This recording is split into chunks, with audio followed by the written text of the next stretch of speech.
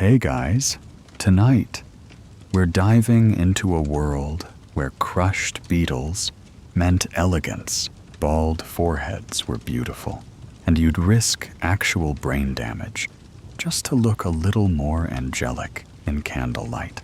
You'll want to stay cozy under the covers for this one, because we're exploring the strangest, most shocking beauty rituals of the medieval world. The kind of trends that make modern skincare feel like child's play, from lead-laced face creams to perfume made from whale barf. It's going to get weird and maybe a little gross. You probably won't survive this if you've ever gagged at the thought of smearing goose fat on your cheeks or plucking your forehead to match court fashion. And yes, all of this was not only normal, but expected. So, before you get comfortable, take a moment to like the video and subscribe. But only if you genuinely enjoy what I do here. Let me know in the comments where you're tuning in from and what time it is in your corner of the world. Now, dim the lights. Maybe turn on a fan for that soft background hum. And let's ease into tonight's journey together. You blink into a dream where you're not you, not modern, not comfortable, not blessed by drugstore mascara and sunscreen, but instead a young woman in a stone-walled manor somewhere in 14th century France, or maybe England or Italy. It doesn't matter, because everywhere, beauty is its own battlefield, and tonight you must prepare your face for war. It begins before the sun even rises, in the bone-damp chill of your sleeping chamber. Your skin is raw from yesterday's efforts. There's a tightness under your cheekbones, where the chalk and vinegar mix clung too long. You feel it, like the memory of a mask that won't quite peel off. Your maid enters with a basin of cold water, fragrant with rosemary, and a dash of vinegar. You splash your face, wincing at the sting. Cleanliness is relative here. Soap exists, but it's harsh and mostly used on hands or laundry. For your face, you rely on nature's medicine cabinet, mint to cool, rose water to tone, vinegar to purify. That's the theory. Anyway, then comes the base, a paste called ceruse made from white lead and vinegar. Yes, lead. It's toxic. It burns, but it also creates that prized, pale, almost death-like complexion that everyone is desperate to achieve. Because in this world, pale means noble. Pale means wealthy. Pale means you don't labor in fields or walk long distances under the sun. You dip your fingers into the jar. It's cold and oddly soft, and begin dabbing it across your cheeks, your forehead, your chin. It smells faintly of metal and rot. The texture is gritty at the edges. Your skin protests, but you press on, because anything else, a freckle, a flush, a bit of tan, could mark you as ordinary. You blend carefully, with a stiff, bristled brush, upward strokes, always upward. The effect is uncanny. Your face transforms into a smooth, milky canvas. You look like someone halfway between angel and ghost. That's the goal. Next, rouge, not blush rouge, a vibrant red made from crushed cochineal beetles, or madder root, sometimes mixed with a touch of mercury. for that special shine. You apply it sparingly, just to the apples of your cheeks, and maybe a little on your lips, though lip color is still a bit scandalous, depending on your region. Too much, and you're no longer mysterious.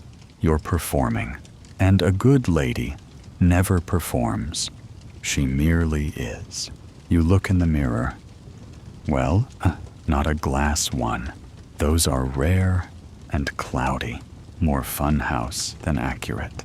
Yours is polished metal, warped and untrustworthy. But you've learned how to read it. You tilt your head just so, checking the symmetry of your cheeks, the softness of your jaw.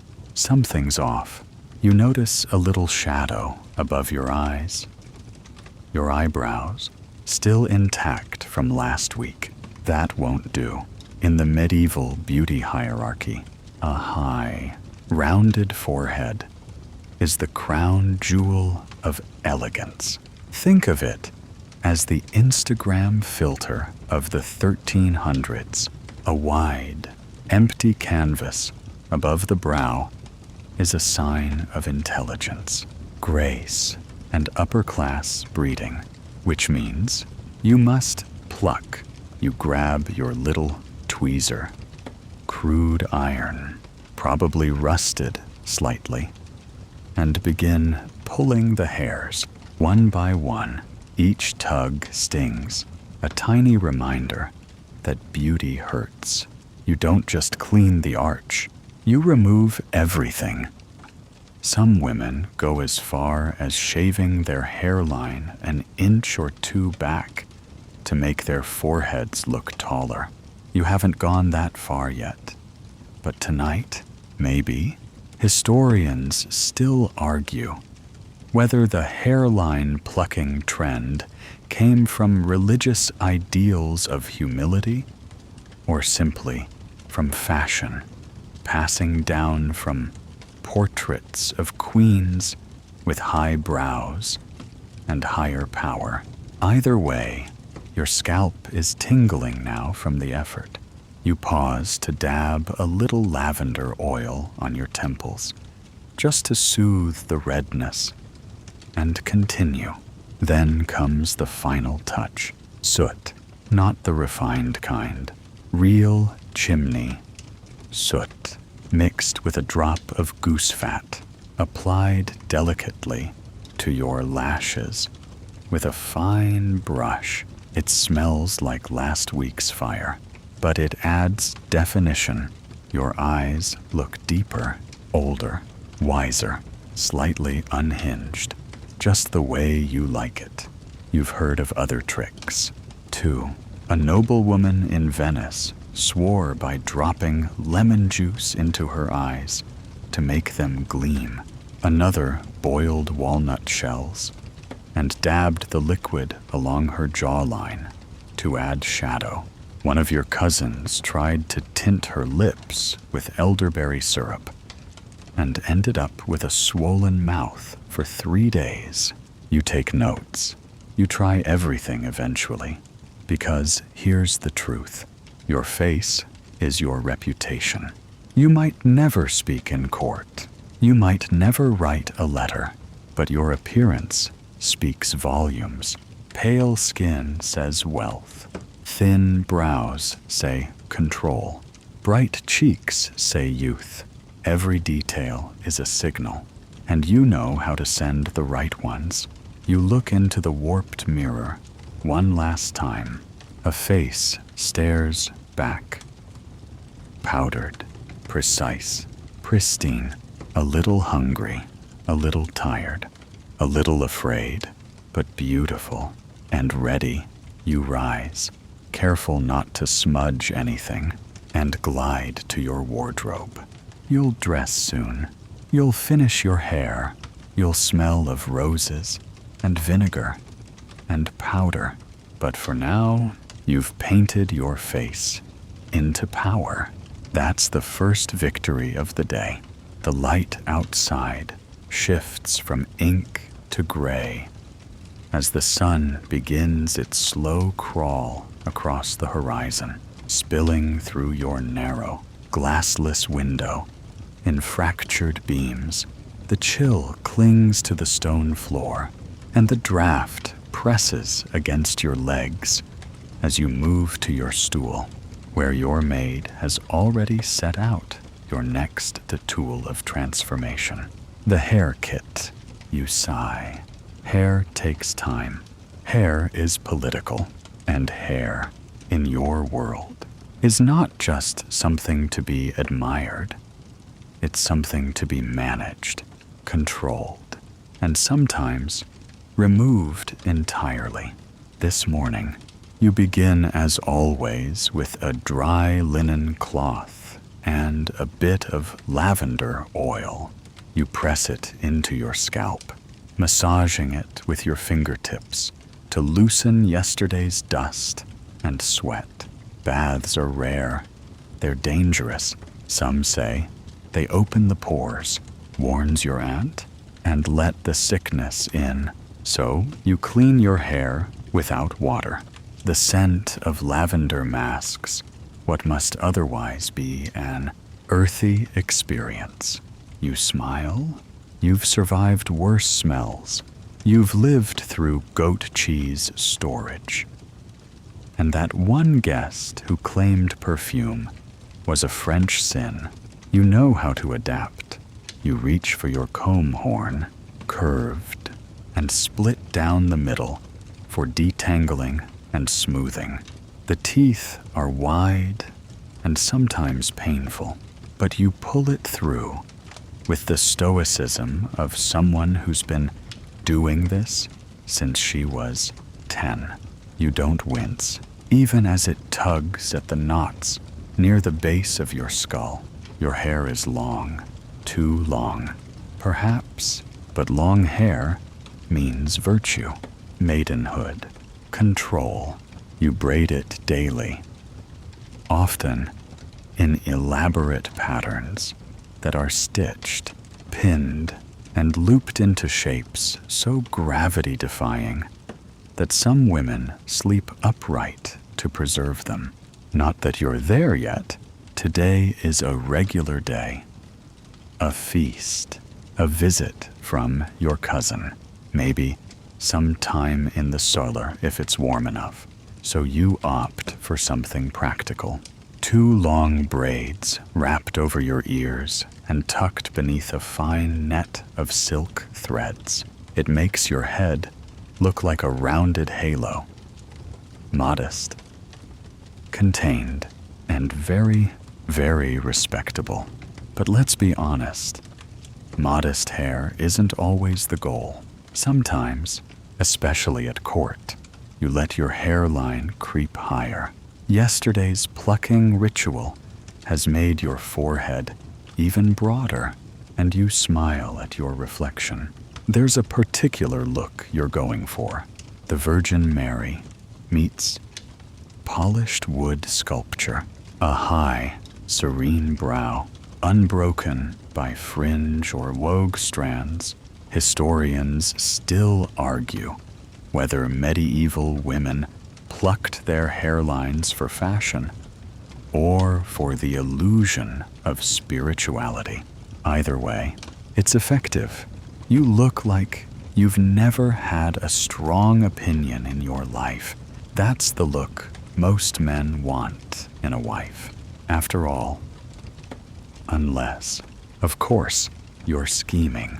In that case, a tighter bun, darker braids, and a hint of a widow's veil might be in order. You've tried every trick. Some women in Venice dye their hair blonde with a mixture of lye, quicklime, and sunlight. They wear wide-brimmed straw hats with the tops cut out so the sun can hit their scalp while they sit on rooftops for hours, heads tilted back like sunflowers. You tried it once, in secret. The lime burned. Your scalp peeled. You decided brown was perfectly noble. Thank you. there are other tools in your chest of hair magic. Ribbons dyed silk, wrapped with tiny glass beads, hair pins bone, ivory, even copper. One of your favorites is a little crescent-shaped comb with carved birds along the side. You tuck it into your braid like a talisman, and then there's the fake hair. No one talks about it openly, of course, but everyone knows.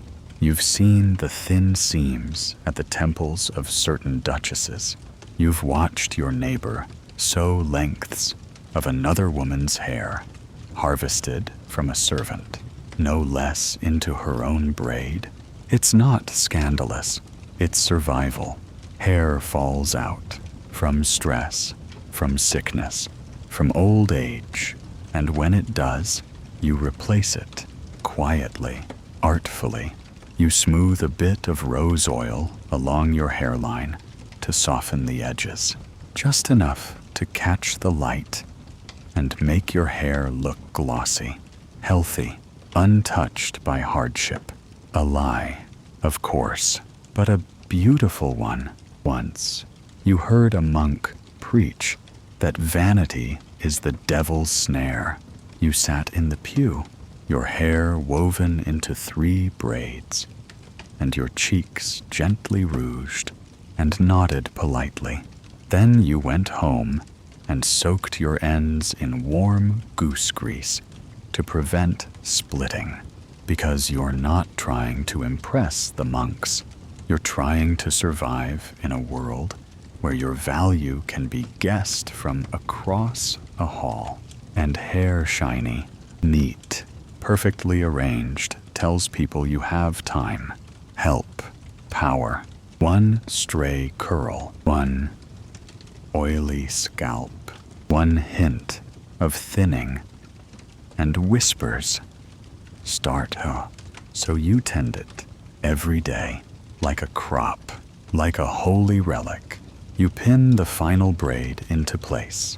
Feel the weight of it settle like a crown and smile again. You don't need gold. You have hair that says everything. You're nearly ready to face the day. Your face is a flawless mask. Your hair coiled and pinned with sacred geometry. Your scalp tingling from rosemary, and the sheer willpower required not to scream during detangling. But there's one more battlefield of beauty waiting. And this time, it's hidden. It's your mouth, not your smile, not your lips, but your actual inner mouth, your gums, your teeth, your breath. You sit by the hearth with a small, polished bowl of salt and sage leaves. Next to it rests a twig, one end chewed into a frayed, fibrous tip. It's your toothbrush, if you can call it that. There are no bristles, no paste, no minty foam, just this little stick, this bowl of powder, and a daily prayer that your teeth will hold out another year. You begin by dipping the twig into the mixture salt, crushed charcoal, and dried herbs.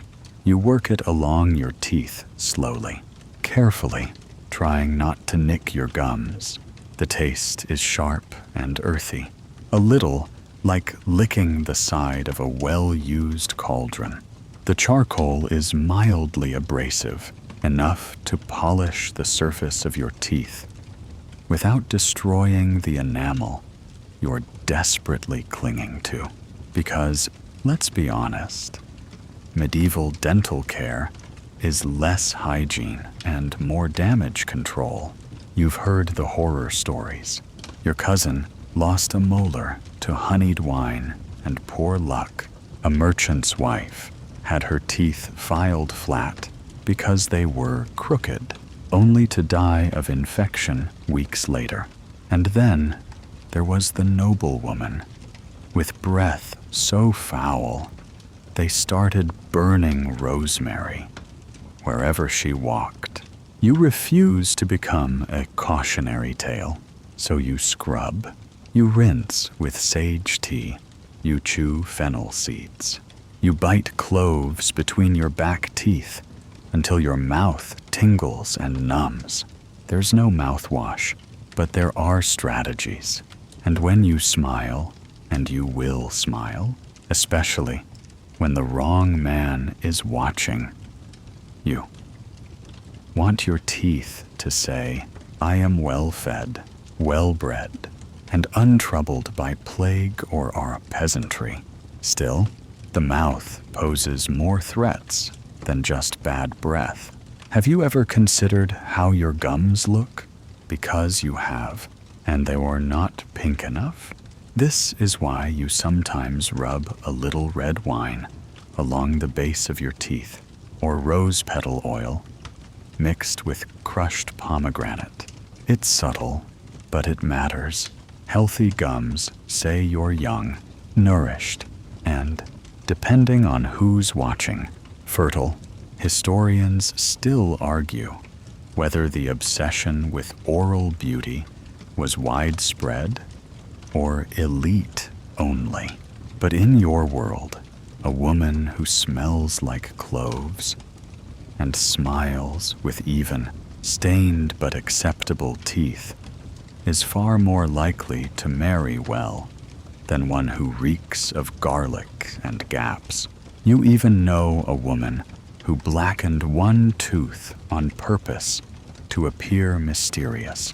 She called it her witch's mark, and it drove the bishop's son absolutely mad with infatuation. Of course, he married someone else. Mystery only goes so far. Then there are the potions. Oh, the potions. There's a paste made of burnt bread and goat urine that's said to whiten teeth. You've tried it once. The smell nearly made you faint, but your teeth did shine briefly. There's also a slightly more palatable mixture of ground oyster shells and vinegar fizzy, acidic, vaguely like disappointment. You've learned to keep your mouth closed unless absolutely necessary, to tilt your head just right when laughing, to touch your lips with your fingers when pretending to think, drawing attention away from the slightly gray molar on your left side. Everything is calculated. But then come the perfumes for the mouth.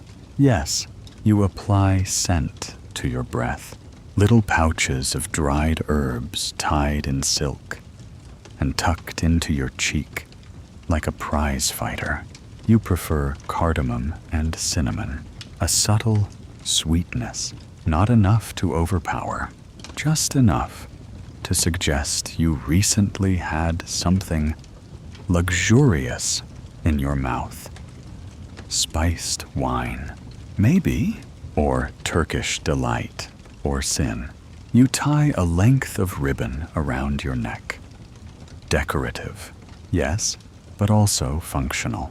Inside the fold of it, a single clove tied in lace. You'll press it to your tongue during awkward silences. The clove does more than sweeten. It numbs. It masks the sharp twinge of a tooth that's starting to turn. You haven't told anyone. Not yet. But some nights, when the fire dies and the chamber cools, it aches. A deep, pulsing ache. You know what it means? You've seen the monk with the pliers, heard the stories, felt the wooden grip in your dreams, but you push the thought away. Today, your breath will smell like rose petals and spice. Your teeth will flash like old ivory.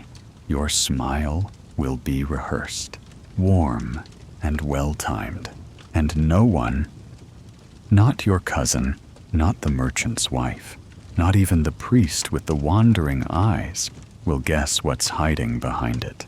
A smile, after all, is just another mask, and you wear yours beautifully. You stand now in the center of your chamber, clothed in light and linen, face powdered, hair tamed, breath clove-sweetened, and teeth polished to the limits of pre-dentistry science. And still, you're not yet ready. Not truly, because to be beautiful in this world isn't just about the face, or the figure, or the fashionable hair coil. It's about scent. And here, the stakes are higher than you might think.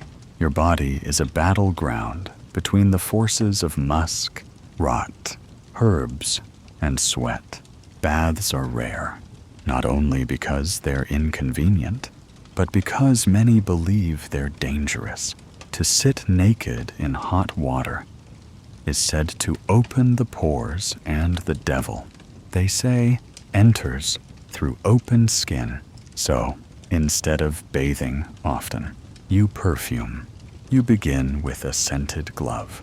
It's laid out on your dressing table, stiff and richly embroidered, soaked in a blend of civet musk, rose oil, and clove water. You don't wear it yet. You press it gently against your neck and collarbone. The leather is cold, the scent warm and deep, animal and flower, clean yet vaguely feral. Then comes the herbal sachet, a tiny bag made of linen and stuffed with a blend you made yourself. Dried marjoram, mint, rose petals, thyme, and a pinch of powdered orris root, which smells like violets. You tuck one sachet into your bodice, another into your sleeve. You shift your weight to make sure they stay in place. Nothing must fall out during a bow. You remember your friend Isabeau. One sachet too many, one too few stitches. She leaned forward during mass, and a little cloud of mint-scented powder puffed from her neckline like holy smoke. No one said anything, but the bishop chuckled. Lesson learned. You move on to perfumed waters, dabbed at the temples and wrists. The mix varies by season. In spring, you favor citrus peels, soaked in vinegar and steeped in rose hips. In winter, it's warm cloves, myrrh, and a drop of civet, a pungent, musky oil scraped from the glands of a wild, cat-like creature. Yes, you willingly anoint yourself with oil extracted from a civet's rear end. Welcome to medieval luxury.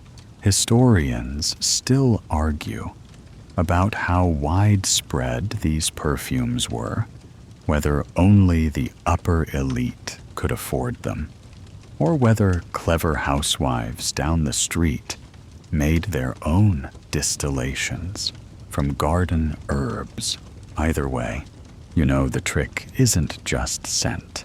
It's the illusion of cleanliness, because real hygiene is rare. You've seen noblemen who reek of unwashed velvet and gout. You've smelled the butcher's daughter after a long day, sharp, honest. And that's the problem. No one wants to smell honest. So you layer. Some women go even further. A dab of ambergris, the waxy, sweet-smelling lump found floating in the intestines of whales, can be worn as a badge of wealth. A whiff of it, and you're signaling, I am rare, I am expensive, I am mysterious. You tried it once, it made you sneeze, but the look on your cousin's face. Next, your underarms, you dust them with a blend of powdered orris root and finely crushed rose petals, fixed in place with beeswax warmed between your palms. The scent melts against your skin slowly, hidden beneath layers of linen. You know the warmth of your body will release it in time, like a secret. You've heard darker tales, too. One woman, desperate to win back her lover, rubbed herself with a poultice of crushed peacock feathers and old wine. It worked. Briefly, he returned, sniffed her wrist, and married someone else. Another swore by placing basil leaves in her shoes. "So he'll remember my footsteps," she said. You tried it. The basil rotted. Your shoes stank for a week. Never again. Still, the pursuit continues. You sniff your wrist. Better. Lush, but not overwhelming. Exotic, but not vulgar. You've struck the balance. And now, the final flourish. A thin ribbon of silk, lightly scented, with violet water, tied around your throat. It's fashionable. Yes, but also functional. If a room gets too fragrant, if the bishop's gout flares, if the feast begins to stink of duck grease, and men who haven't bathed in months, you can discreetly lift the ribbon to your nose and inhale the safety of flowers.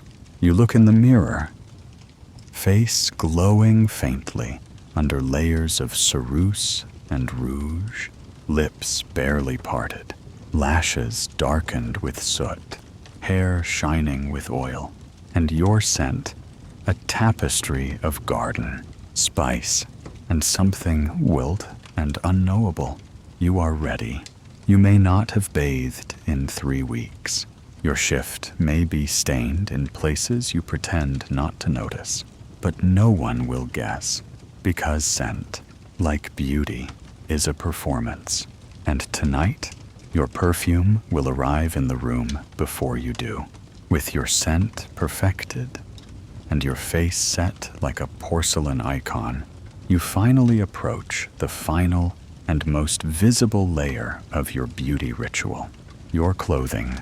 This, more than anything, is your declaration, your banner, the first thing the world sees, and the last thing they'll remember. And trust me, they will remember. You don't get to wear what's comfortable. You wear what tells a story, and that story better be the right one. Your maid lays out today's gown across the wooden bench by the window. It's made of deep blue wool, dyed with woad, a shade reserved for those with access to imported plants and servants willing to handle its revolting fermentation. Woad smells like old feet and swamp water while it's processed, but once the stench fades, the color is majestic. You smooth the fabric with your palm, fingers tingling slightly from the vinegar residue still on your skin. Blue, a good choice, calming, modest, powerful. It also happens to complement the faint red blush you dabbed onto your cheeks earlier. But there's something else you feel as your maid helps you step into the gown pressure, quite literal pressure, because this gown is cut close through the torso, meant to pull your waist in, support your chest, and create that idealized silhouette, full above, narrow in the middle, graceful. Below, your maid begins to lace the back, pulling the sides together with steady, practiced hands. You breathe in sharply. The laces tighten. Then again and again, you exhale slowly, carefully, so she can tighten the next set of eyelets. There is no elastic, no flexibility, just stiff linen, hardened wool, and the determined hands of a servant who has watched you faint twice already and is hoping today won't be a third. She finishes with a firm tug. You feel your rib cage compress, your stomach flatten, your spine go rigid. You can't fully sit, not without arranging yourself, just so, but your profile, divine.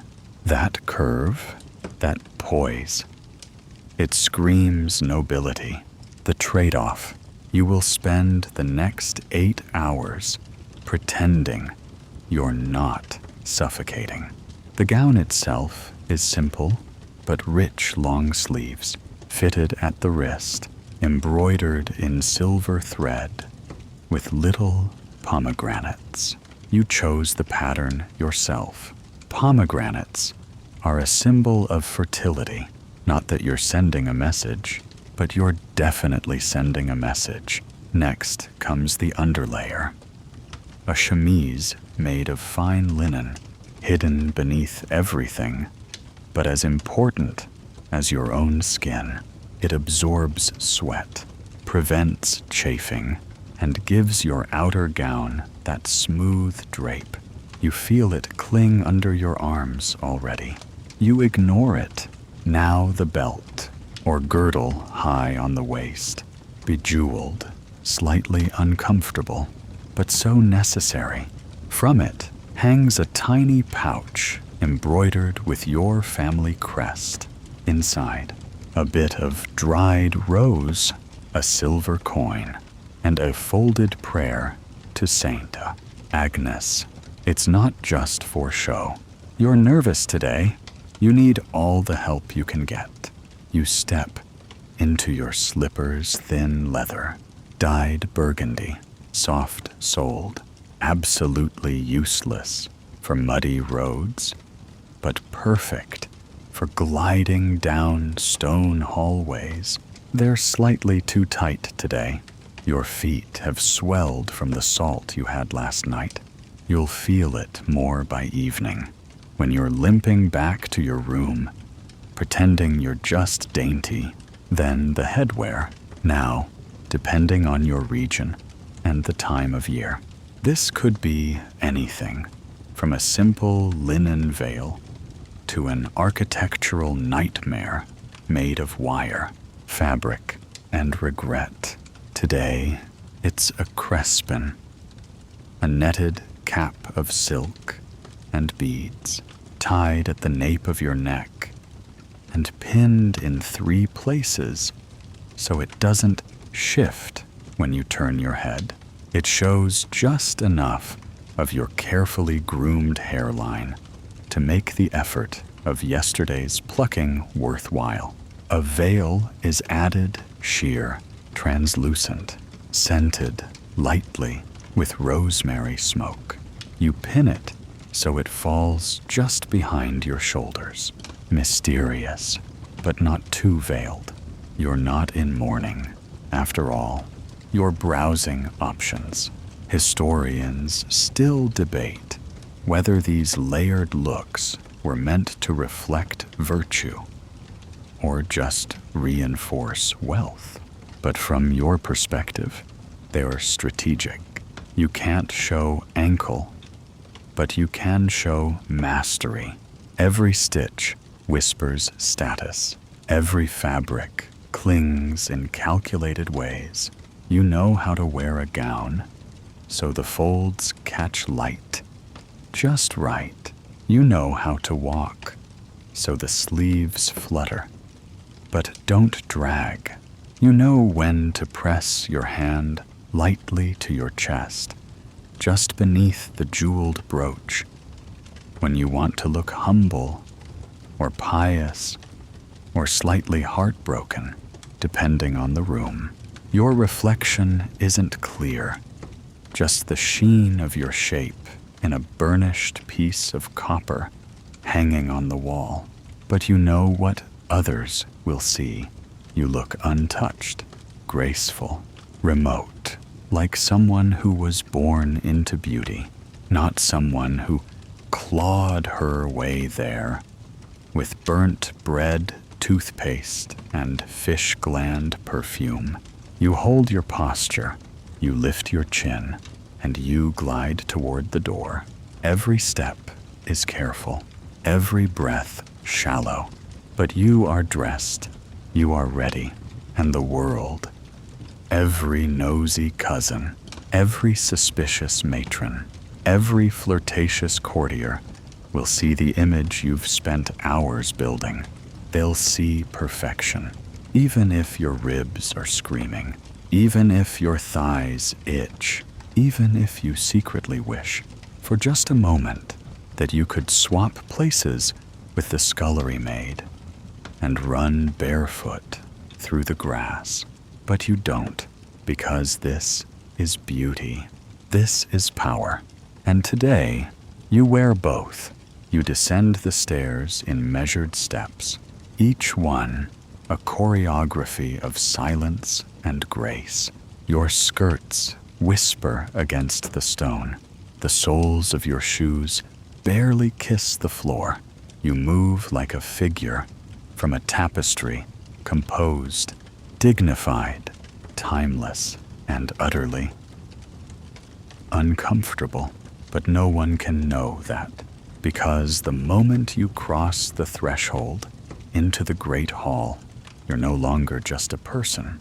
You're a presence, a symbol, and right now, all eyes turn toward you, not with hunger, not yet, but with calculation, because beauty here isn't just admired, it's measured, cataloged, judged. And what you're wearing, how you walk, the angle of your chin, it all becomes part of a complex, silent game you were born into, but never asked to play. You take your seat near the hearth, where the light hits your face. Just right. Diffused, flattering, softening the slight line near your mouth that you noticed this morning. The warmth helps too. It melts the layer of rouge on your cheeks, just enough to give you that natural glow everyone swears they're born with. You cross your hands over your lap and smile politely, not too broadly, just enough. Across from you sits your cousin, Marguerite, younger than you, slightly plumper, wearing green, which is bold this early in the year. Her sleeves are slashed to show the contrasting underfabric. It's a choice. You clock it all in seconds, and she does the same to you. This is the unspoken part of beauty in your world. The rivalry, quiet, cordial, razor sharp, beneath the surface. You never say the things you think, but you feel them, and you know she feels them, too. She compliments your crespin. You thank her, and casually mention the embroidery was done by a woman who once worked for the Queen. Is it true? Mostly. She visited the court once, but the detail lands. Marguerite's smile tightens by half a degree. Success. This is a duel, not with swords, but with presentation, and you've trained for it your whole life. You offer her a bit of quince jelly from your plate. She declines, citing her sensitive complexion. So she's doing that thing again, pretending she's prone to blemishes, so people will think she isn't. You nod with concern, while mentally noting her chin has looked redder lately. A serving boy passes. You adjust your veil slightly, just enough to catch his eye, not because you want him to look, but because everyone else will see that he did. And that, in turn, becomes part of your allure. Historians still debate whether women in your position had much power beyond marriage and maternity. But here, In this little corner of daily courtly life, you know where your influence lives. In the flutter of a sleeve, in the glance returned too quickly, in how long it takes someone to look away. Later, a group of guests arrives. Less noble, more connected. You rise to greet them, your posture impossibly straight. One of them is a merchant's son, new to the manor, eager and unfortunately wearing a surcoat a shade too bright for someone with his complexion. He bows deeply, too deeply. He praises your gown. You murmur your thanks and offer your hand to be kissed, not extended too far, just enough to suggest warmth without encouragement. Because, let's be clear, flirting is its own performance. You're not married yet, so your interactions are carefully calibrated. You must appear desirable but untouched, engaging but modest, witty but never sharper than the man you're speaking to. It's exhausting, but you make it look effortless. You smile at his compliment, then glance sideways, just enough to suggest you've already forgotten it. He flushes, his eyes drop, and just like that, you've won this round. 2. He'll talk about you later, about your poise, your scent, the way your veil caught the light. He won't mention your thoughts or your conversation. He likely won't remember either, and that's the point, because your beauty is the story they'll tell, even if it's a lie you built out of powdered lead, whale perfume, and the aching pinch of your girdle. Marguerite catches your eye, raises her brow, the tiniest smirk. You know she saw it. The merchant's gaze, the falter, the flush. It's petty, silly, but you still enjoy it. Because for all the discomfort, the rituals, the strange powders, and whispered tricks, this is the reward. The glance, the second look, the power of being watched. You sip from your goblet of watered wine. You tilt your head.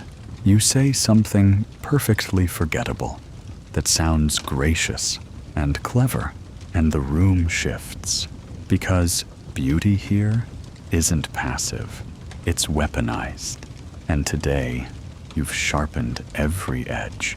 As the morning stretches into midday, and the great hall fills with the steady hum of movement, maids clearing platters, pages rushing past with folded messages, and somewhere, someone definitely breaking a plate.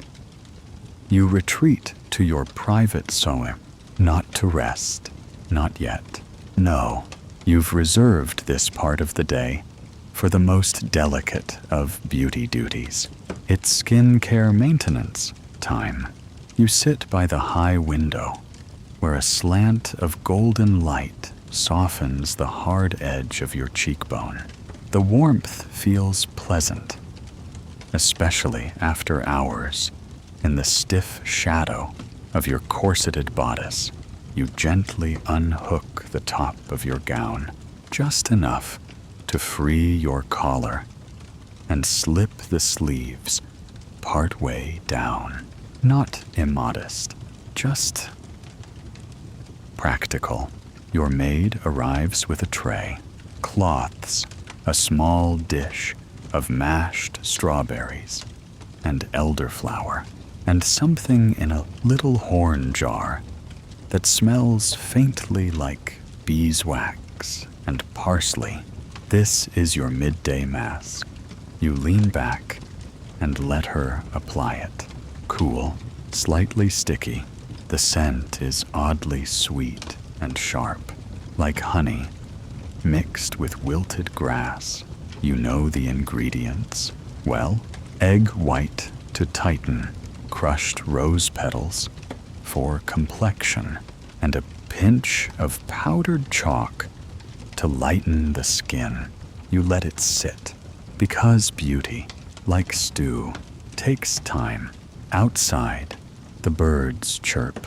Someone is shouting in the courtyard. You close your eyes, breathe in through your nose.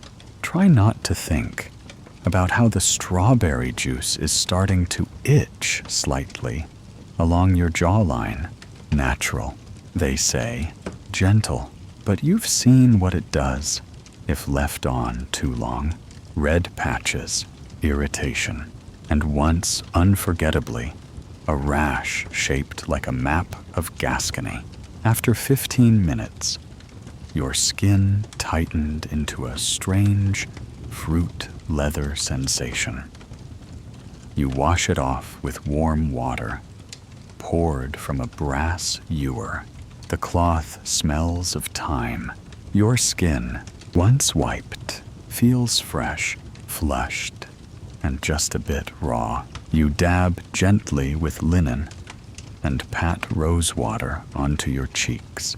Then the balm, ox marrow, blended with almond oil and lavender. Yes, ox marrow. It's rumored to soften wrinkles and feed the skin. You've learned not to ask too many questions about where it came from. If it works, it works. Historians still argue whether medieval women actually had routines this detailed, or if these rituals were rare luxuries. But whether common or elite, one truth remains. When you live in a world with no retinol, no serums, no miracle moisturizers, you improvise. You once tried boiled nettles, hoping to purge a mysterious spot on your temple. Instead, you ended up with a welt the size of a walnut and had to wear a headscarf for 3 days. Lesson learned: never trust remedies that begin with first. Sting yourself. Today's mask seems to have worked. Your skin is glowing, slightly red in places. Yes, but that flush is fashionable. Healthy, they say. Ripe. You reapply a thin layer of ceruse, careful to avoid your healing blemish from last week. It's still there, hiding just beneath the powder. But you've developed a technique, what you call a lightly strategic shadow, applied with a soft cloth and soot. The effect is deliberate, not hiding, but transforming. It's a trick you learned from your aunt, who once used ground pearl powder to create fake moles in lucky places. She swore by the mole just above the lip. It meant charm and wit. Yours is painted a little lower, near the curve of your jaw. Mystery, strength, possibly something scandalous. You finish with a light sweep of crushed lavender and cornstarch along your neck and chest, so your skin smells faintly of summer, even when it's snowing outside. And then, of course, there's sunscreen. Well, not quite, but you do have a trick. A salve made of goose grease and white lead, meant to reflect harsh sunlight and keep your skin from darkening. It's thick. It smells vaguely like despair, but it works. You only apply a touch, just enough to protect the upper ridge of your cheeks, which the sun likes to burn when you walk too long in the garden. You remember the girl from the vineyard who showed up with sun-browned arms and wind-chapped cheeks. Pretty in a rustic way, but everyone clucked their tongues. Unmarried, they said. Too much air, too little refinement. And you never forgot, because your world teaches you early. A tan is labor, And labor doesn't belong on someone meant for silks and incense. Your maid helps you redress this time in a looser gown, more comfortable, still elegant. It's deep plum, embroidered with grapevines, and smells faintly of wood smoke from being hung too close to the hearth. You don't mind. It reminds you of your grandmother. Before you leave the solar, you check your appearance. One last time, in the copper mirror, you lean close, angle your head, examine the creases. Beside your eyes, worry lines from squinting at embroidery in bad light. You smooth them with your fingers. Apply a dab of balm. Perfect. No, but close enough. And in your world, close enough can still win hearts, invitations, fortunes. You step out of the room, shoulders straight, chin lifted, and beneath the rouge and balm and chalk and marrow, your skin glows not with youth, not with perfection, but with effort, which, in the end, is what beauty always demands. The afternoon sun slants across the cloistered halls as you make your way toward the garden, your newly treated skin, catching what light slips through the stained glass above. You walk slower now, not because you're tired, though you are, but because this next chapter of your day demands care, strategy. You're about to be seen, and not just glimpsed in passing or admired from across a banquet hall. This is a social call. Semi-public, semi-pretend, fully loaded with layered meaning. A stroll through the gardens with the visiting noble's daughters. Polite conversation, careful posture, laughs that must feel spontaneous, but never raucous, smiles that must reach your eyes, but not threaten to wrinkle the corners of them. This is where your movement become your makeup. You step onto the pebbled path, and immediately you feel the difference. The ground uneven, your soft leather shoes too thin, the tiny stones pressing through the soles like whispered criticisms. Still, you glide. You must glide. It's all in the ankles and the hips and the balance between not lifting your skirt so high you appear indecent and not dragging it so low it collects half the garden. There they are, the sisters, Cecily and Blanche, blonde, of course, in matching shades of seafoam green, probably chosen by their mother to signal innocence. They've already taken up the stone bench in the sunniest spot and arranged themselves like they're being painted. One, reading a prayer book she's absolutely not interested in. The other, pretending to be unaware of your approach. You greet them softly, smiling without showing teeth, bowing your head just slightly enough to acknowledge their status, without lowering your own. They ask about your morning. You lie, of course. You say you've been embroidering lilies and reading us, Jerome. You don't mention the face mask that made your left temple sting, or the 15 minutes you spent plucking an ingrown hair from your chin, using a needle sterilized by holding it over a candle.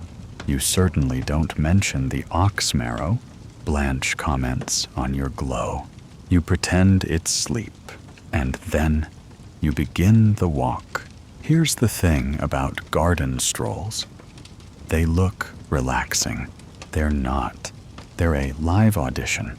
Your voice, gentle, clear, no nasal whine, your words, intelligent, but not superior. A reference to Virgil if needed, but only if someone else brings up Latin first. And your laugh, oh, that's an art form. You've perfected 3 types: the warm giggle, friendly, the closed mouth chuckle, modest schwa, and the faint, amused breath through your nose. Judgmental, but forgivable. Historians still argue whether women had the freedom to express intelligence in these casual settings, or whether wit was a weapon used sparingly. Either way, you wield yours with care. You joke just enough to seem interesting. You stop short of clever. Cecily tells a story about a dog eating part of someone's shoe at dinner. You laugh lightly. You imagine she'll tell it again later and say you giggled. You're okay with that. What you're not okay with is the sun. It's too strong today. You feel the heat creeping onto your cheeks, right where you applied that careful dusting of goose grease and lead salve. You tilt your head slightly to keep in the shadow. You resist the urge to press your fingers against your skin to check for shine. Blanche produces a pomander, a hollow orb filled with scented herbs, and waves it lightly as she walks. You catch hints of myrrh, cinnamon, and dried lemon peel. She's showing off. Pomanders are expensive. The scent says wealth. The casual way she swings it says effortless. You reach into your sleeve and discreetly press your own linen sachet closer to your wrist. It smells of thyme and lavender. Subtle, homemade, modest. Let her have her pomander. You're betting on restraint. It's a good bet. One of the boys from court is approaching. You spot him across the lawn. A knight's second son, whose name you've already forgotten, but whose interest you noted 3 weeks ago when he asked twice if you played the harp. You do, terribly, but that's irrelevant. He arrives. The girls greet him. You do too, slower, more measured. You make eye contact just long enough to suggest something unsaid, then look away. You mention the roses. You ask if he's seen the nesting starlings. You do not giggle. The conversation floats like pollen, light, seasonal, nearly meaningless, but everything about your presence must suggest weight, subtle gravity. You are not a girl to be trifled with. You are someone whose beauty is maintained, not accidental. That takes work. He compliments your eyes. You blink slowly, just once.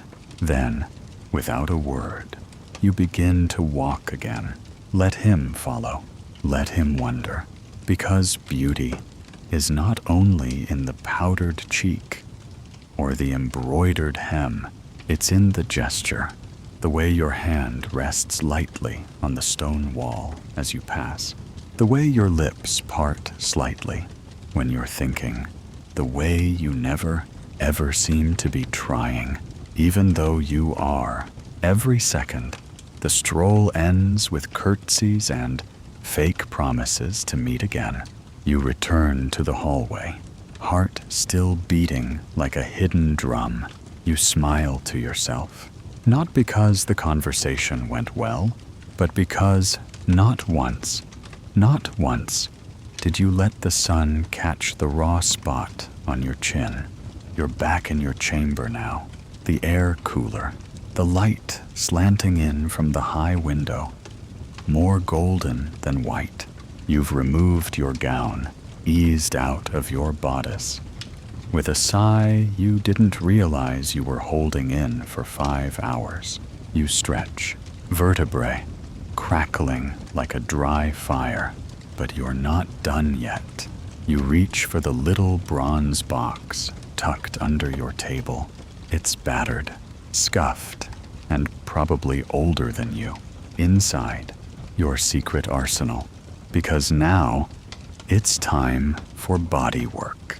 Not the kind involving oils and leisure and someone massaging your shoulders, though you fantasize about that daily. No, this is the maintenance ritual. The unseen beauty discipline that keeps the rest of you presentable.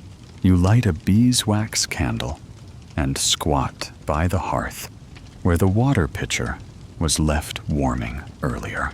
Steam curls gently from the spout as you pour it into a bowl lined with crushed bay leaves and thyme. You add a splash of vinegar. The smell punches up sharp, herbal, strangely comforting. You remove your chemise slowly, letting the air kiss your skin. Your shoulders itch faintly from the tightness of the fabric earlier. Under the linen, your body bears the marks of survival. Faint red lines from your stays.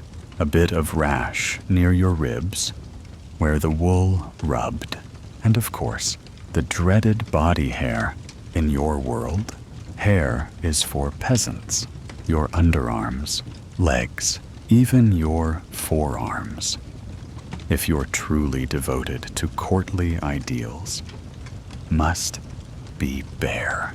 Not in the way modern women might think. Smooth, baby-like, hairless. No, you aim for visibly unhairy, which is not always the same as actually smooth. Razor technology hasn't exactly evolved beyond, here's a sharp knife. Good luck. You dip your cloth in the warm herb water and begin with your arms wiping downward gently, as though the hair will apologize and fall off from shame alone. It doesn't, so you reach for the paste. This terrifying substance is your hair removal salve. It's made of quicklime, arsenic, and chalk crushed together with vinegar until it forms a gritty sludge. It smells acrid, metallic, the kind of smell that makes your nose wrinkle and your eyes water. You know it's dangerous, but it's also effective.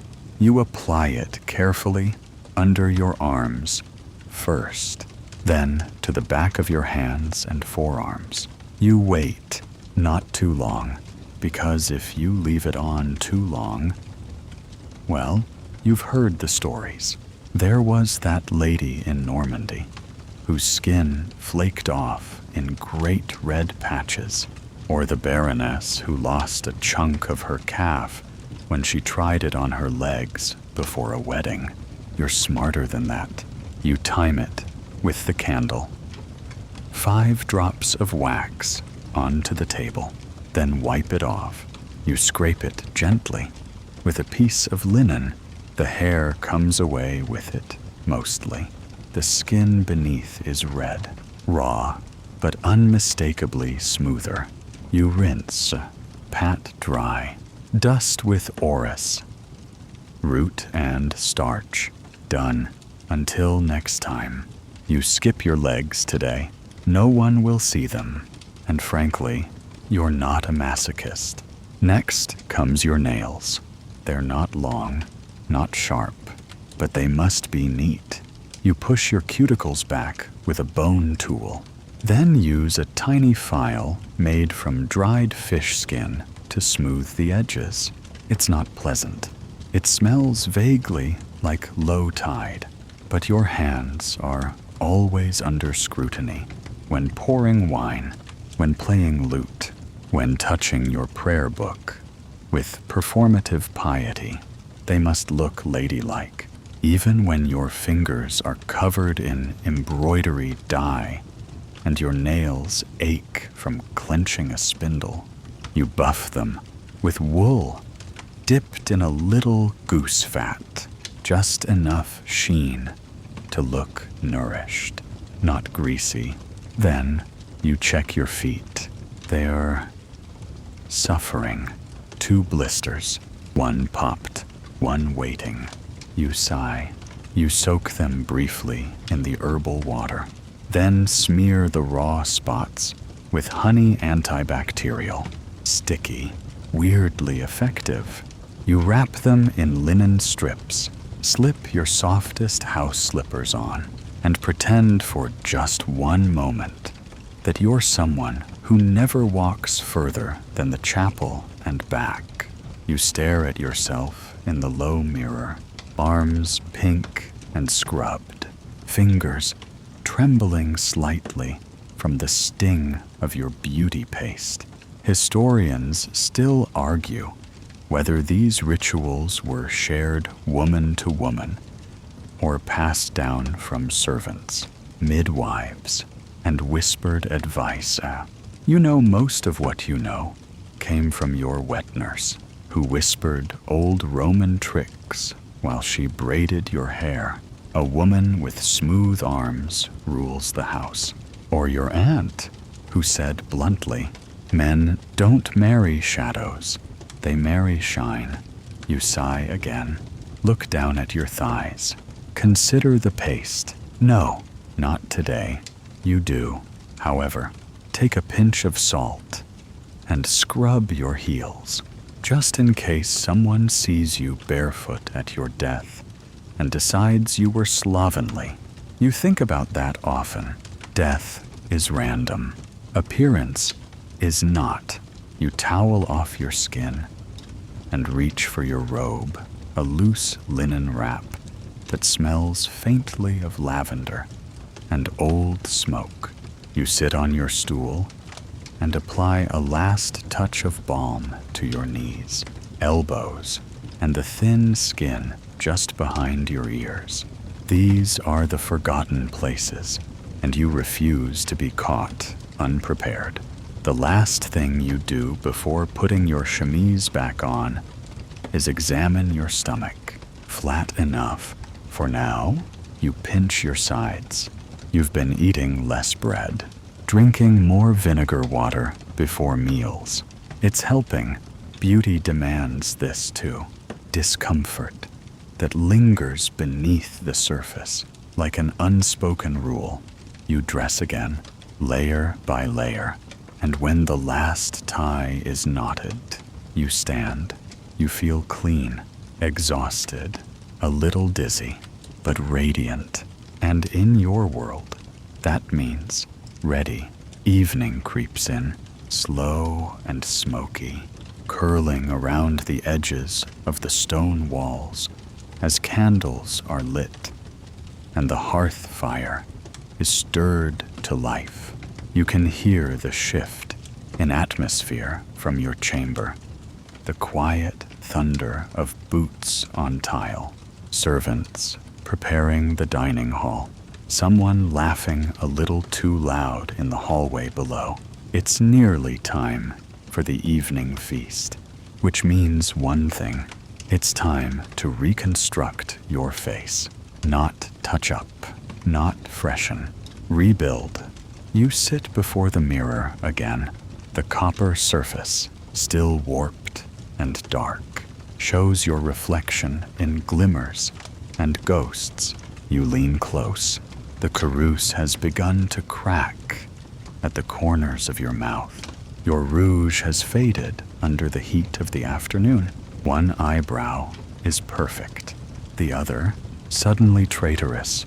You start by wiping away the sweat with a bit of linen soaked in rosewater, not too aggressively. You don't want to strip off all the layers beneath, just enough to refresh the surface. Then comes the lead-based ceruse again. Yes, lead. Still, because there is no other way. At least, not one that creates that ghostly, glowing finish you're known for. This time, though, you apply it thinner, softer. You need candlelight skin now, less porcelain, more whisper. You use your fingertips to blend it into the creases near your eyes, smoothing over any sign that you smiled too much today.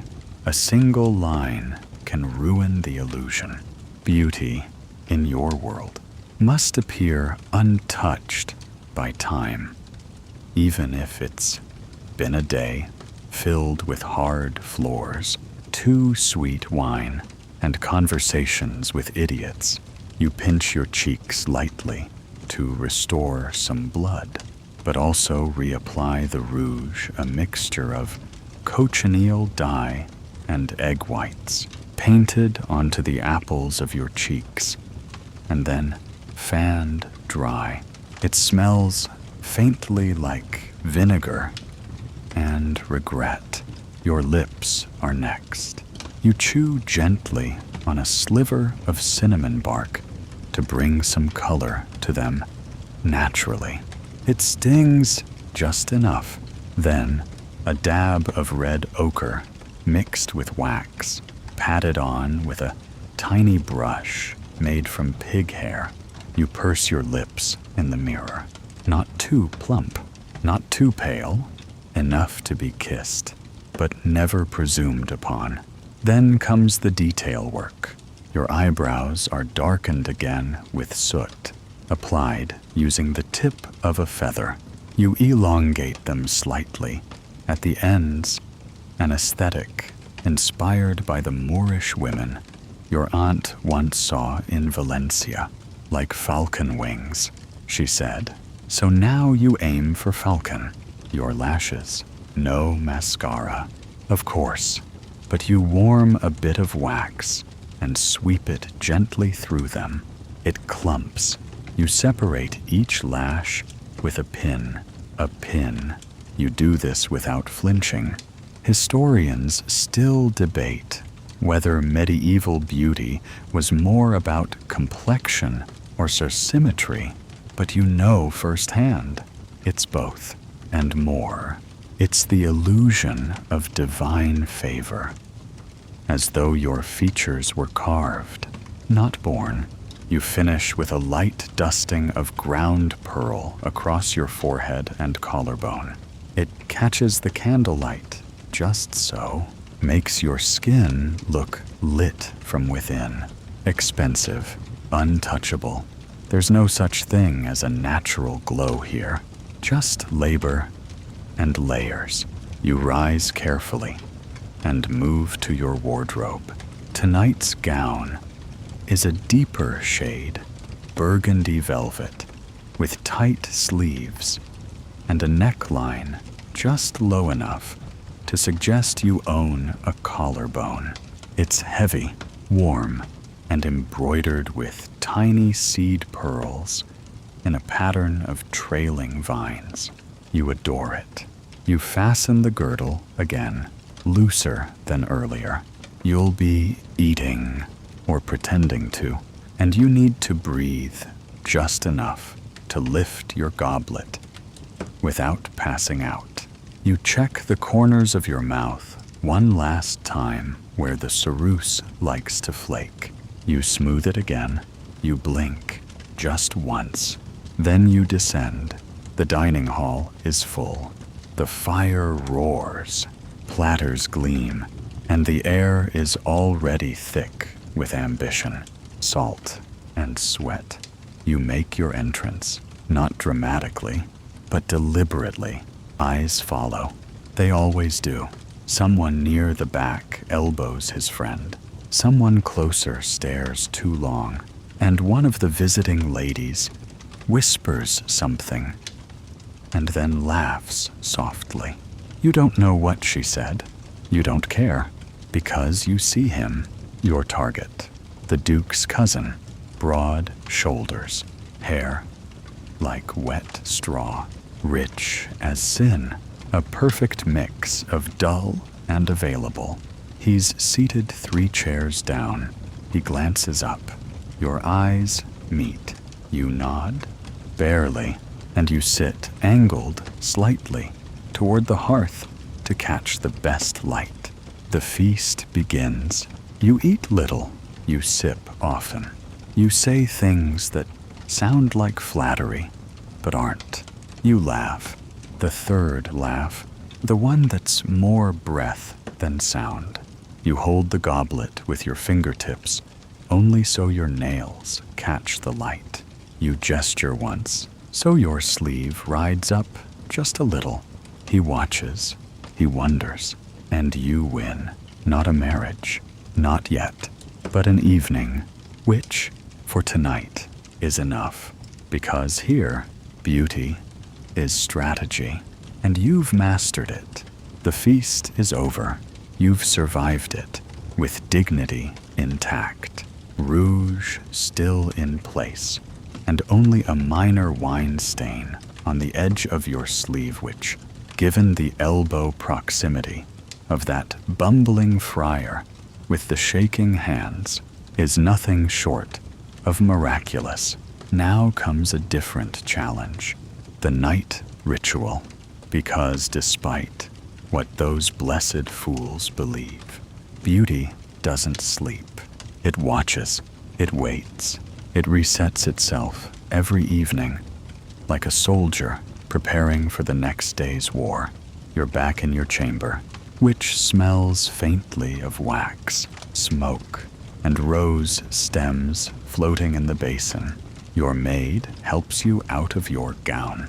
The moment the girdle loosens, your ribs expand like bellows. You breathe. For real? For the first time in hours. But there's no time for collapse, only reconstruction. The fire is low, casting orange shadows on the wall. You sit at your table and begin peeling off the day. Literally. First comes the linen cloth soaked in elderflower water. You press it gently to your cheeks. Then wipe. The ceruse smears. The rouge stains. Your skin, beneath the costume, is pale and dry, a little raw, but you're used to it. You reach for the tiny pot of honey and flour, the mixture you apply each night to calm the inflammation and feed the skin. It's sticky. Bees buzz in your imagination every time, but it works, or at least it doesn't make things worse. You apply it in thin layers, over the cheeks, under the eyes, along the jawline where the lead likes to linger. Lead is clingy. It doesn't leave willingly. You dip a cloth in vinegar and gently scrub at the creases of your nose. You've heard it said that vinegar chases the poison from your pores. You're skeptical, but you do it anyway. Habit is stronger than science, and stronger still is fear. Because what if you stop? What if one night you skip the paste, or the rinse, or the prayer, whispered while applying balm, and the next morning you wake up with skin like paper, or worse, like hers. You don't say her name, but everyone remembers the lady with the pockmarked cheeks, beautiful once, caught a fever, never quite recovered. So you keep scrubbing. You finish with a rinse of rosemary water. Your face tingles. Your lips burn slightly from the wine salt scrub.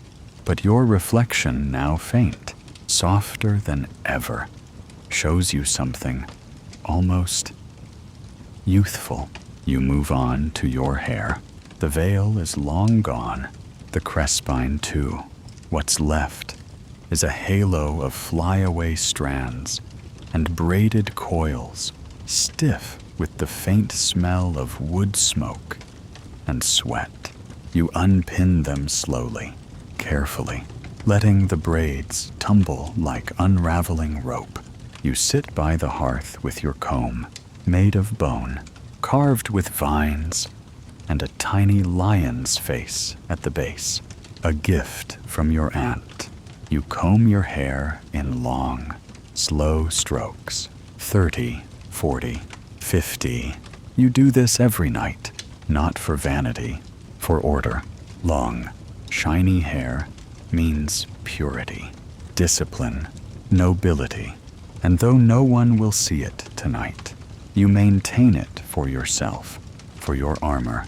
A fringe fact floats through your mind, how some medieval women believed brushing hair released bad thoughts. You smile at the idea. You brush a little harder. Your maid brings warm oil almond pop, infused with marjoram. You massage a few drops into your scalp. Close your eyes. Pretend, just briefly, that this is comfort, not preparation, that you're not setting yourself up for more plucking and pinning tomorrow, that this is enough. Historians still argue whether these nightly rituals were common or reserved for the elite. You don't care. You know women who do more, women who sleep with their cheeks bandaged to stay full, women who burn dried herbs and inhale the smoke to clean the lungs and sweeten their breath. Compared to them, your routine is merciful. You wrap your hair in linen and rise. Now, the final step. You sit on your bed, reach into the carved chest beside it, and pull out a little bag. From it, you remove a walnut shell filled with black powder, charcoal mixed with dried mint, and salt. Tooth powder. Yes, even this matters, because if you smile, and you must smile, it must not be yellow. You dip a damp cloth into the powder and rub gently over your teeth. It tastes vile, gritty, slightly metallic. You spit into a bowl and rinse with wine vinegar. You've heard some women chew parsley for fresh breath. You'll consider it, but not tonight. You blow out the candle. The room dims. You slide beneath the heavy linen sheets, scratchy, cool. You lie still, and you realize, with a kind of sleepy detachment, that today you've spent nearly 6 hours on your appearance, in layers, in rituals, in choices no one noticed, but everyone absorbed. And tomorrow, you'll do it all again, because here, beauty is not a luxury. It's survival, and you've survived another day. The next morning arrives before you're ready, slipping in like a whisper. You can't quite swat away. The sky outside is still silver and blue, barely warm, and the low cooing of doves outside your shutters means you've overslept by what? 15 minutes. Disaster. You sit up, vest tangled in linen, hair a frizzy halo against your cheek, and already you're calculating what can be salvaged, what can be skipped. But of course, you know the answer. Nothing, because beauty doesn't wait. And in the unforgiving light of morning, it's even more demanding. You shuffle over to the basin. The water is cold today. No time to warm it. You splash it onto your face anyway, flinching as it hits the rawer patches on your cheeks. Last night's honey mixture has dried tight in certain spots, sticky and crusted.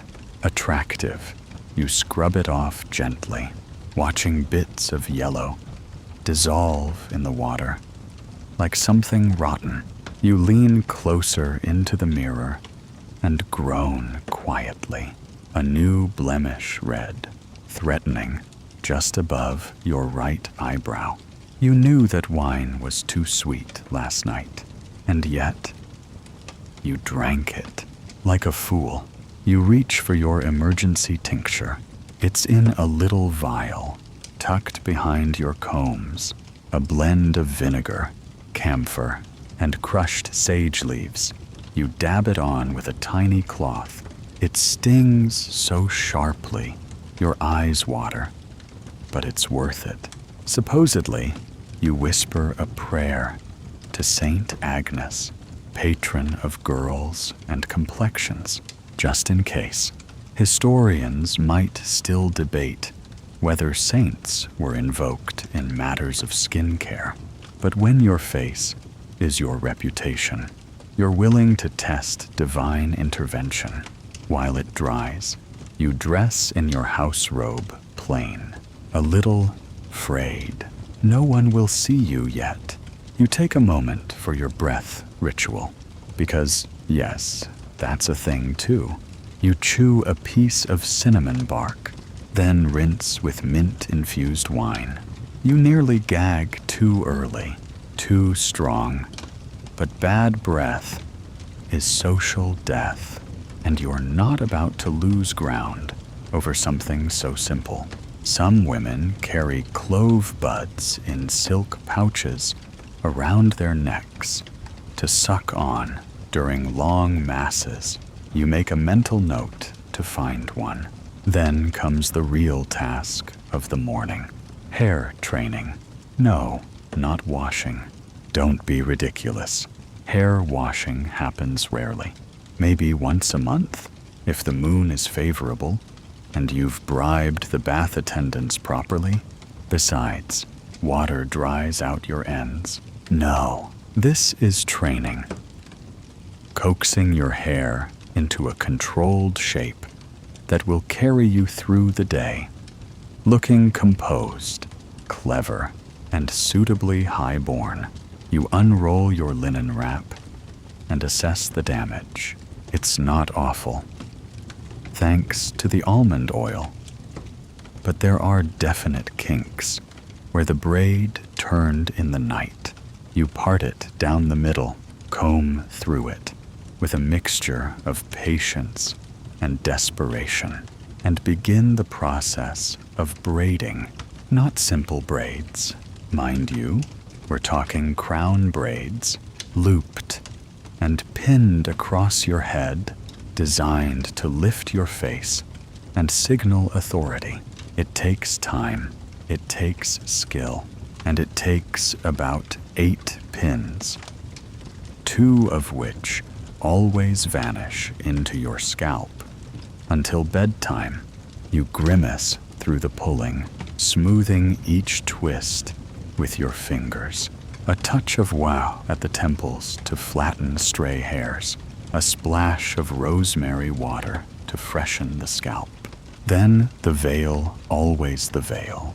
Today, it's a soft white silk with scalloped edges, fastened at the temples with tiny, ornate clips shaped like leaves.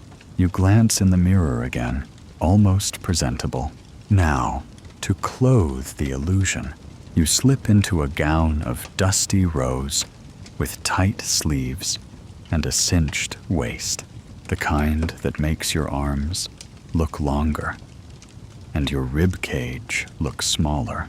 It's stiff, a little scratchy, and still holds the faint scent of cedarwood from the chest. You wonder if anyone else notices. Probably not, but you do, and that's enough. You dust your chest and shoulders with a bit of starch and iris root, just in case the light hits you favorably. Then, once again, the kerse. You know it's dangerous. You know it ages the skin. But what's the alternative? Being real, not an option. You apply it thinly, this time, just enough to even your tone and hide the red spot above your eyebrow. You blend, you sigh, you powder.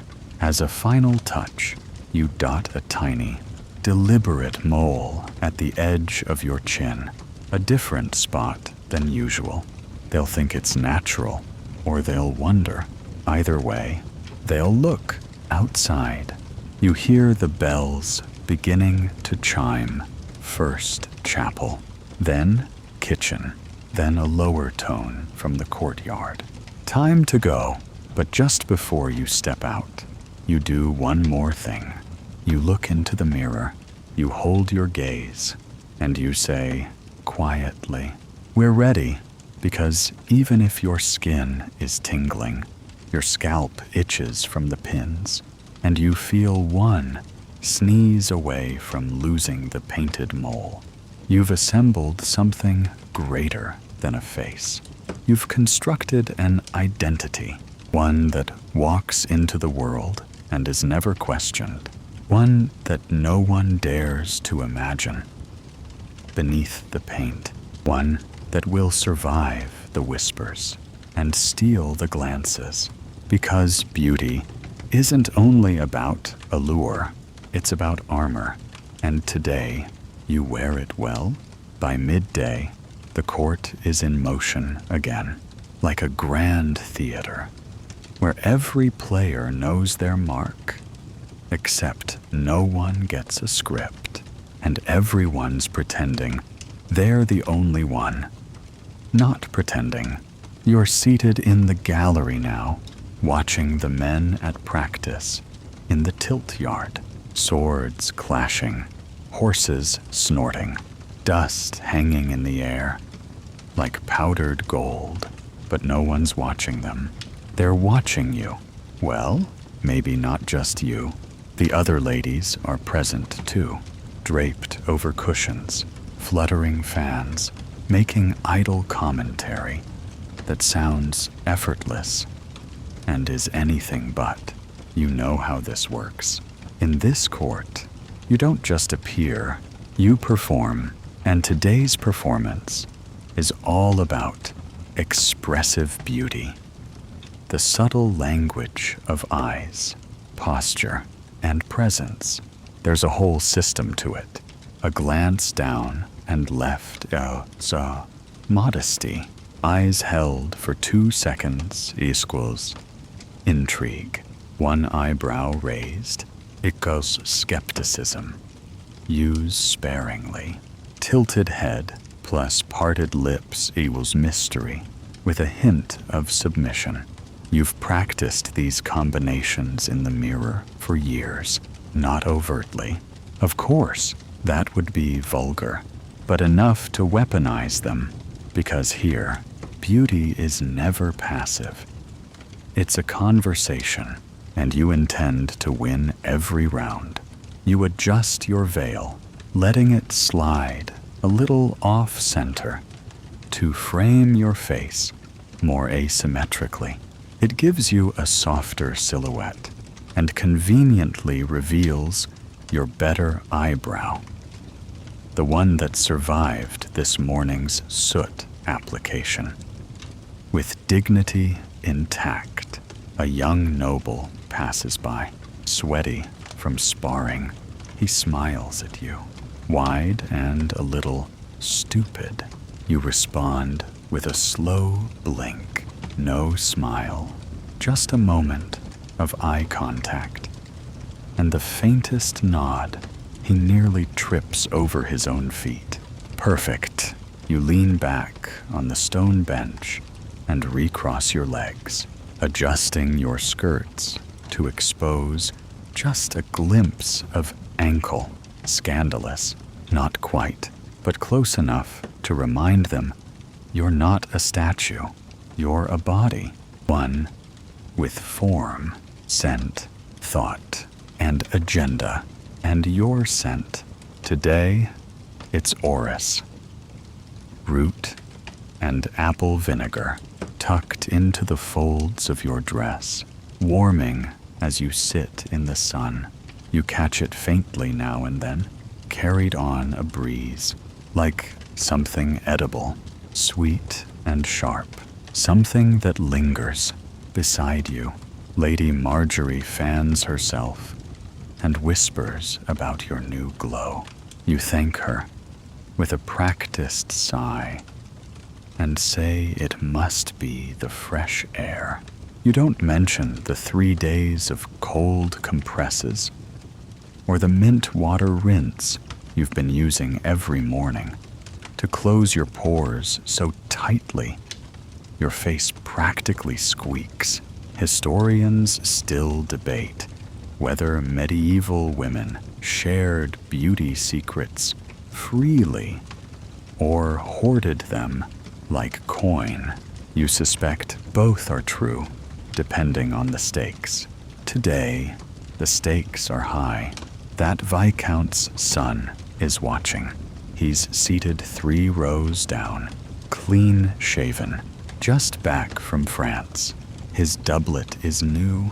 His shoes are expensive. His eyes keep drifting back to you, even when he pretends they're not. So you switch tactics.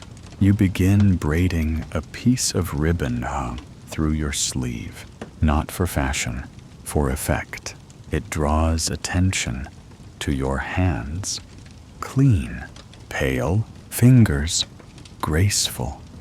Even as they tug the silk, you hum softly, a tune no one recognizes. You don't look at him once. He's hooked because you've learned. Sometimes the most powerful beauty is the kind that doesn't demand attention. It makes others offer it.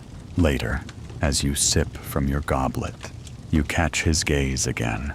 This time, you smile, small, controlled.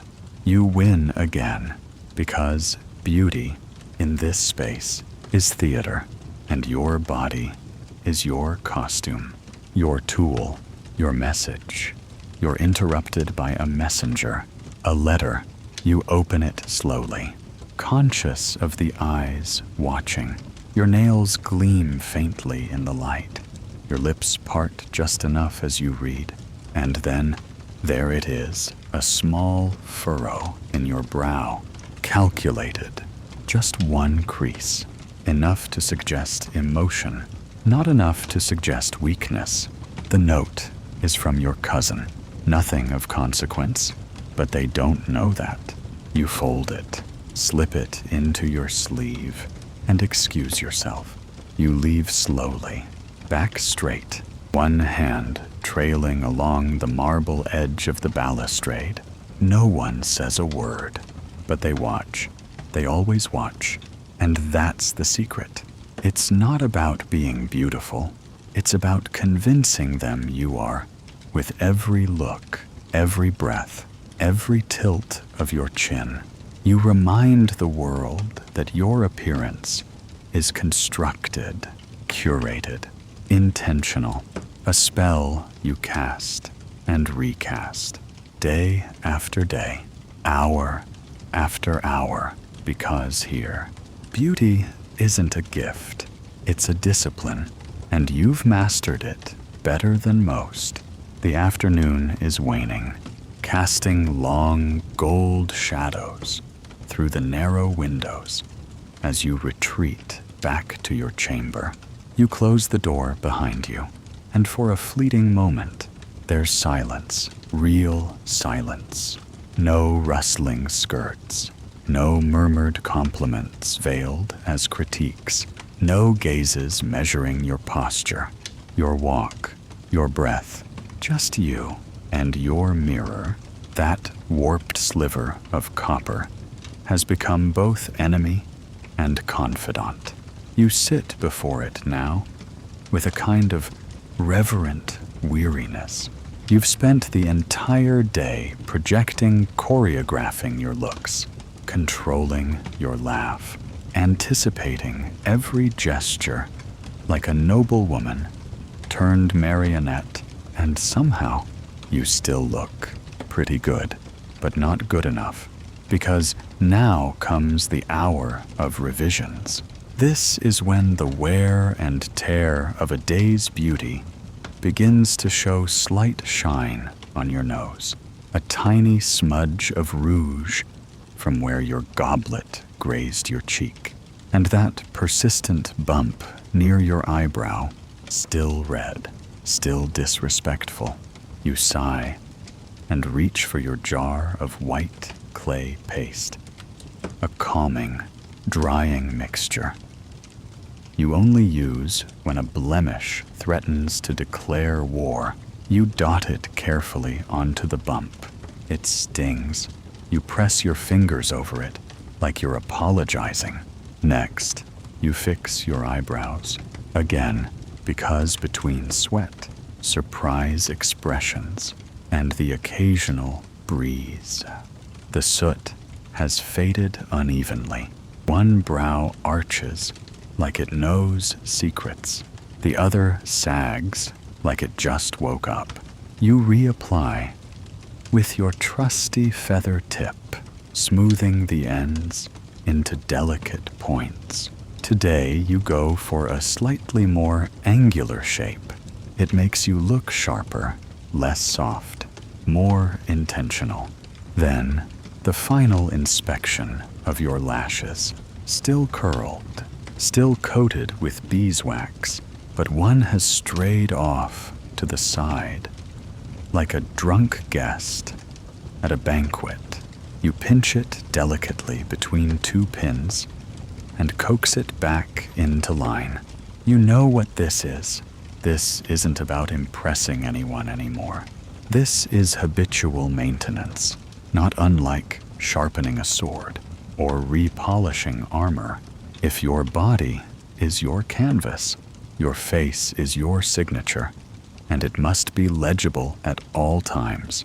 You change into your second gown of the day, a twilight blue silk trimmed with narrow braids of silver thread. It's cooler now, and this dress lets your neck breathe. The neckline is squared and flattering, especially when paired with a touch of powder along your collarbone to catch the dying sun. You dust it on now, just a bit, subtle, enough to glow, not shine. From the wardrobe, you select a fresh girdle. This one has tiny brass bells that chime faintly when you walk. Not loud, just enough to suggest presence, because sometimes beauty is also auditory, a whisper of sound that reminds others, I am here, I am moving. Your fingers tremble as you lace the final knot. You're tired, truly, but then there's a knock, low, polite, expected. You open the door to a handmaid who bows slightly and says the words you've been anticipating since yesterday. The Duke's cousin has requested your presence in the garden just before dusk. You don't smile, not yet. You simply nod like it's nothing. But inside, you feel it, the subtle pulse of victory, because beauty here isn't just about looking good. It's about becoming undeniable, about haunting someone's thoughts without ever lifting a finger, about being so fully curated that every time someone sees you, they wonder if they're catching a different angle of the same perfection. You check your hair one last time, tidy, glossed with a whisper of rosemary oil. You tug a few tendrils loose to soften your face. Then you grab your pomander, just in case. A blend of myrrh and crushed dried rose petals, sensual, but still pious enough for the garden. You descend the stairs slowly, letting the bells at your waist do their quiet work. Outside, the air has cooled. The garden is wrapped in lavender dusk, and the shadows of hedges stretch long across the stone path. He's there, waiting by the fountain. He bows, he smiles, he looks slightly awestruck. You don't rush, you let the moment breathe. You sit beside him on the low wall, making sure the torchlight catches your cheekbones. Just so. He compliments your scent. You thank him. He tells you that no one else at court quite looks like you. You blink slowly, because of course, no one else does. No one else invests this much in the illusion, in the daily hours of unspoken labor, in the vinegar rinses, the bee-stung lips, the carved brows, the tight corsets, the powdered skin, the everyday performance of perfection. You smile at him now, just enough, and you think, with a private satisfaction, that maybe the real power of beauty isn't in the praise you collect, but in the certainty you create, a certainty that, for tonight, you are unforgettable. The garden fades into evening. Lamps are lit. Shadows grow thicker, like fabric being draped slowly over the day. The conversation winds down. Not because you run out of things to say, but because the moment has achieved exactly what it needed. He's enthralled. You've woven every blink, every tilt of your wrist, every breath into a tapestry he now sees as effortless. But you know better. Nothing about today has been effortless. As you rise, your girdle bells murmur farewell.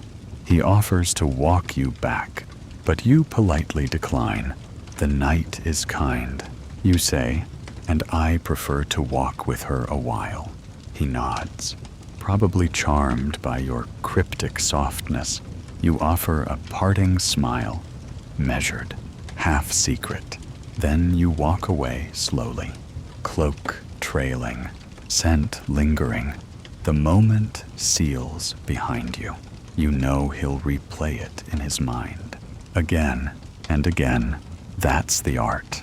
You return to your chamber and shut the door behind you with a click that sounds louder than it should. You take one deep breath. Only now do your shoulders fall. You made it. Another day, survived by skin and skill alone.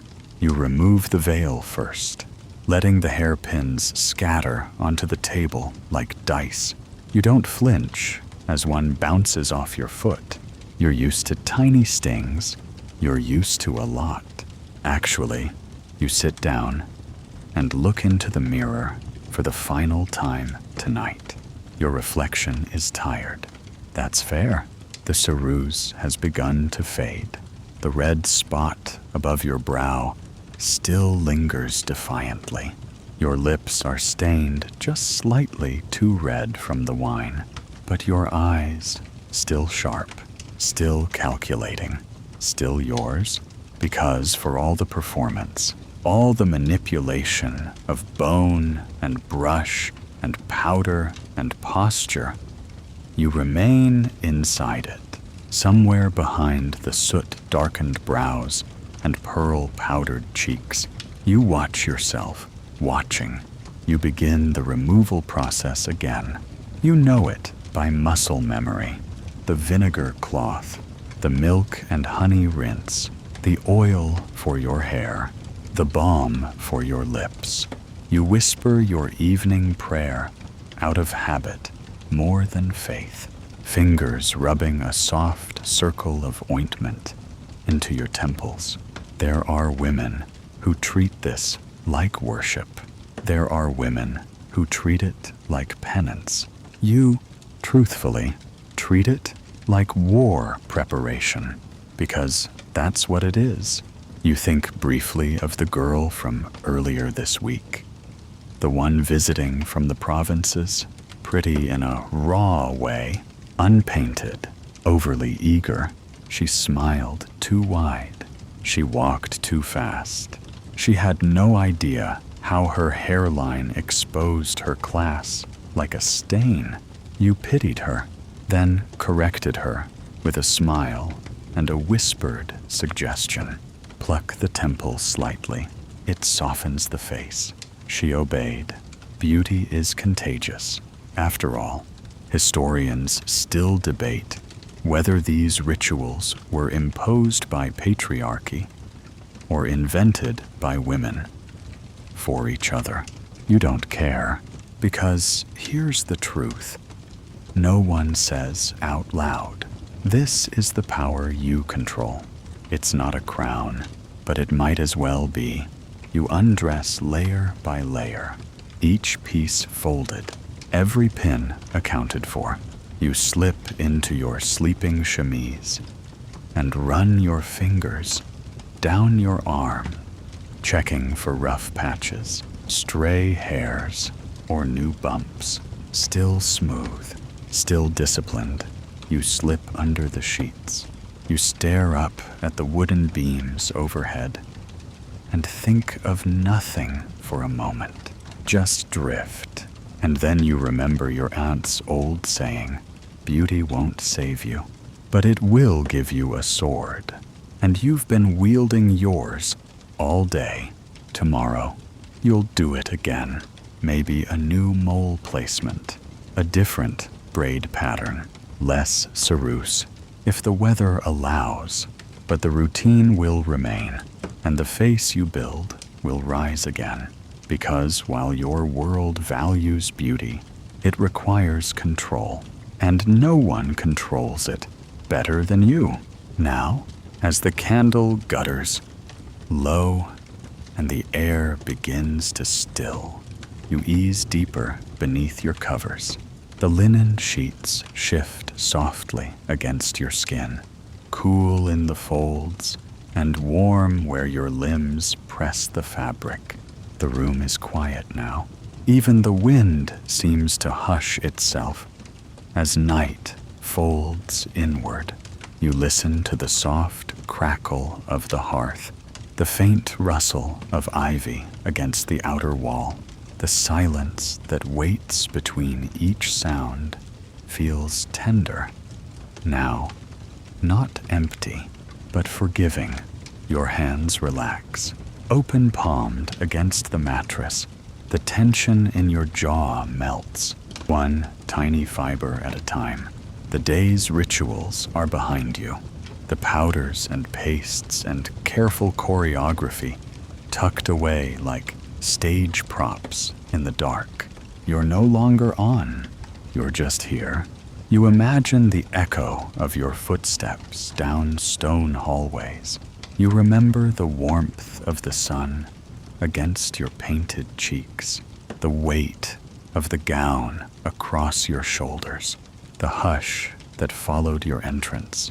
You let those moments drift through you like fading perfume. None of it was effortless, but it was yours. Now, there's only breath. So, out, a quiet rhythm that carries you deeper into softness. The walls seem farther away. The floor doesn't matter. It's just you, the blankets, and the hush that comes when a world has been perfectly performed and perfectly paused. Tomorrow, it will begin again. But tonight, you sleep. You've earned that. Let the darkness hold you. Let the quiet settle your skin. Let your heart beat slow and steady, like a song no one hears but you. And as your eyes close and your body melts into the shape of the bed, remember, beauty may be a mask, but rest is the face beneath it. Sweet dreams.